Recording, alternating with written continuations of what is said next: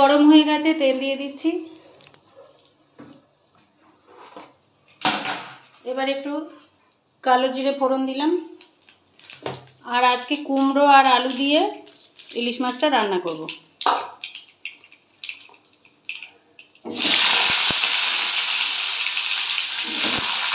এবার আলু কুমড়ো একসঙ্গে দিয়ে দিচ্ছি।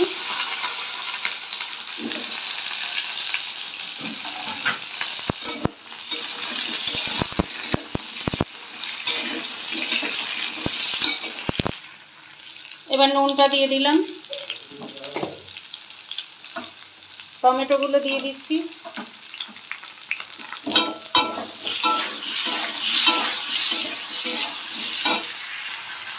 হলুদটা দিয়ে দিচ্ছি,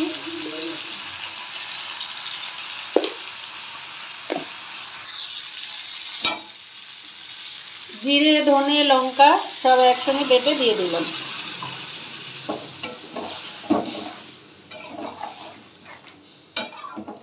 এবার এই রকমই কষিয়ে, এর থেকে আর বেশি কষাবো না।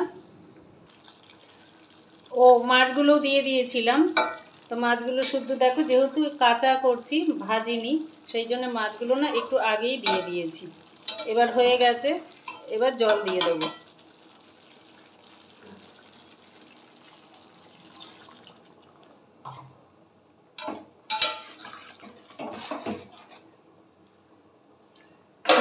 তো এইভাবেই কিন্তু আমি কুমড়ো দিয়ে ইলিশ মাছ রান্না করি, কিচ্ছু না, জিরে আদা লঙ্কা বাটা দিয়ে আর নুন হলুদ যেরকম দেওয়া হয় সেরকম।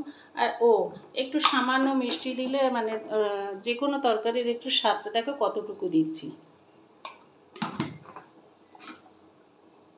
তরকারির স্বাদটা কিন্তু দ্বিগুণ হয়ে যায়, কেন নুন ঝাল লঙ্কা সব একসঙ্গে, মানে একটা ব্যালেন্সটা ঠিক থাকে কিন্তু। তো এখন এটা ফুটতে থাকবে ভালো করে, আমি এই জন্য এবার এটাকে চাপা দিয়ে দেবো। আর এইদিকে ভাত কিন্তু দেখো ফুটে গেছে।